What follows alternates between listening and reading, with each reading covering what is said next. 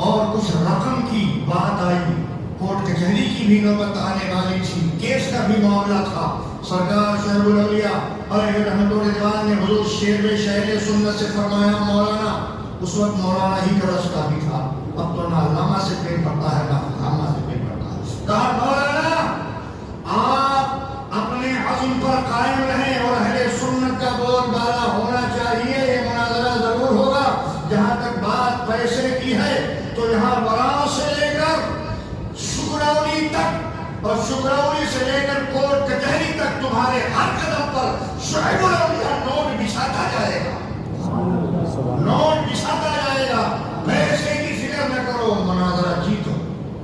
الحمدللہ الحمدللہ حضور شیخ شہر سنت نے بدعقیدوں کے مقابل میں عظیم الشان مناظرہ کیا اور اہل سنت کو جماعت کی جیت ہوئی اور اس پورے علاقے سے وہابیت کا خاتمہ. کہنے کا مقصود ہے اور سے یہی سرکار شیخ الاولیاء ہے. جب پہنچے مدینہ شریف تو آپ کے بڑے بھائی سادھو بابا، ان کا نام دوسرا ہے سادھو بابا، سادھو بابا کہتے ہیں، سادھو بابا ساتھ میں تھے. تو کپڑے دھلوا کر تہ کرنا یہ ان کے ذمہ تھا. سبحان اللہ، کیسی شان تھی شیخ الاولیاء کی. بڑا بھائی خادم بنا ہوا ہے، جبکہ چھوٹے بھائی کو بڑے بھائی کا، لیکن بڑا بھائی خادم بنا ہوا ہے. سرکار شیخ الاولیاء کا کپڑا دھلوا کر اسے تہ کرنا بدلنے کا.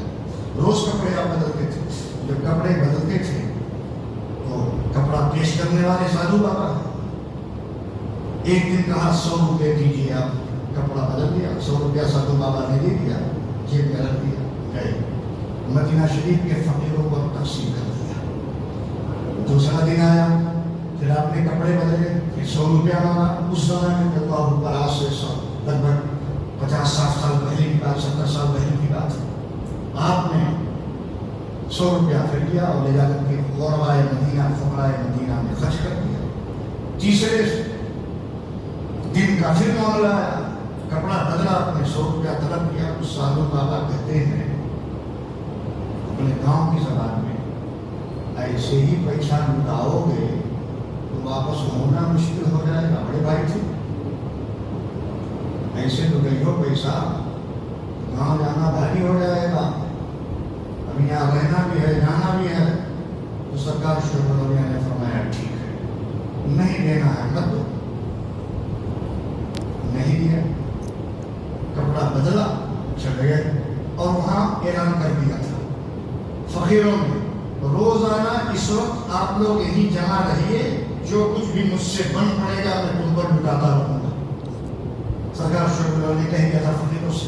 جب پیسہ مانگا 100 روپیہ نہیں دیا، چلے گئے تیسرے دن اور تیسرے دن بھی اپنے معاملات اپنائے، بارگاہ رسول میں حاضری دی اور جو کچھ بھی معاملات تھے آقا کی بارگاہ میں پیش کیا. پیش کر کے پلٹنے کے بعد اسی جگہ پہ آئے.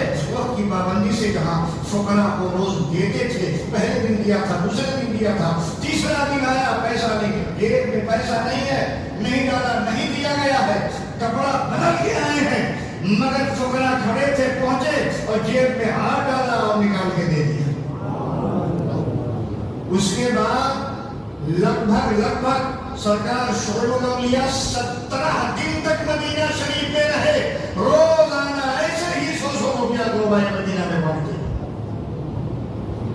جو پیر اور مرشد کی نصیحتوں پر عمل کرتا ہے، واصل اللہ ہو جاتا ہے، اللہ تعالیٰ اسے بسط غیب عطا فرماتا ہے. یہ راز کب کھلا مدینہ شریف کا؟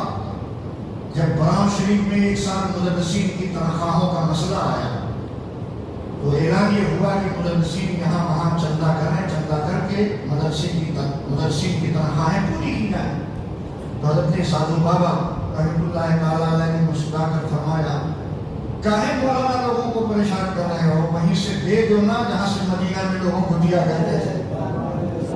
حضرت علامہ عبد المصطفیٰ ہاشمی بیٹھے ہوئے تھے، پوچھا انہوں نے، سن لیا اس بات کو، سننے کے بعد خاموشی سے چلے آئے. بعد میں سادھو بابا کے قریب نے کہا وہ کیا جملہ تھا جو آپ نے کہا تھا وہیں سے دے دو جہاں سے مدینہ شریف کے فقیروں کو دیا کرتے تھے. تو سادھو بابا نے ساری روایت بیان فرمائی تو راز کھل گیا کہ یہ شعیب الاولیاء محمد یار علی عام انسان نہیں ہے. مرشد کی نصیحت پر اس نے ایک نصیحت کو اپنایا تو اللہ نے اسے دستے نصیحت کیا تھی؟ نصیحت کیا تھی؟ دادا کے مزار بنانے کی نہیں تھی، بلکہ نصیحت صرف اتنی تھی نماز کی پابندی کرنا، جماعت کی پابندی کرنا۔ قربان ایسے مرشد پر جو نصیحت بھی کرتا ہے تو نماز کی نصیحت کرتا ہے، اور قربان ایسے مرید پر جو بھی اس نصیحت کو ایسے قبول کرتا ہے جو بے نظیر ہو جاتا ہے، بے مثال ہو جاتا ہے، اس کی زندگی مثالی ہو جاتی ہے۔ لائے کوئی مثال سرکار شیخ الاولیاء کے دور سے لے کر اب تک کوئی چھپا ہوگا اللہ کا بندہ، انکار نہیں، چھپا ہے، دنیا بہت بڑی ہے، کوئی ہو سکتا ہے، مگر بظاہر ایسی صورت نظر نہیں آتی جس نے 48 سال تک مسلسل جماعت تو جماعت تو نماز، جماعت تو جماعت، جس نے تکبیر اولیٰ کا اعتبار کیا ہو، لحاظ کیا ہو، ایسی شخصیت نظر نہیں آتی۔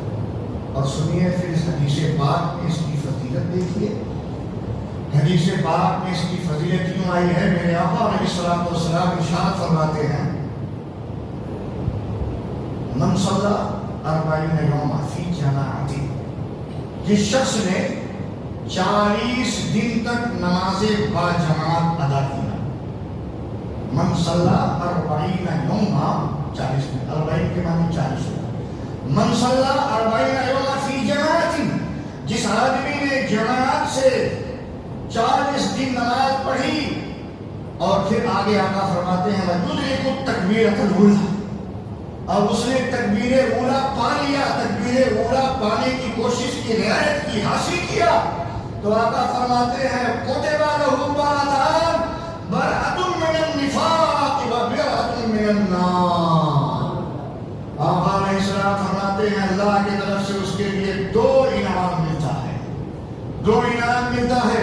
ایک تو یہ کہ جہنم سے اس کو آزادی مل جاتی ہے، دنیا ہی میں بخش دیا جاتا ہے، بخشا بخشایا انسان ہو جاتا ہے، برأۃ من النار، برأت نار مل جاتا ہے۔ اور دوسرے فرماتے ہیں دنیاوی زندگی میں اللہ اس کے قلب کو نفاق سے پاک کر دیتا ہے، نہ وہ منافق ہو سکتا ہے نہ جہنمی ہو سکتا ہے۔ 40 دن، کتنا دن؟ 40 دن جس نے جماعت سے نماز پڑھی اس کا یہاں 40 مہینہ نہیں ہے، 40 سال سے بھی زیادہ، 48 سال کی بات ہے۔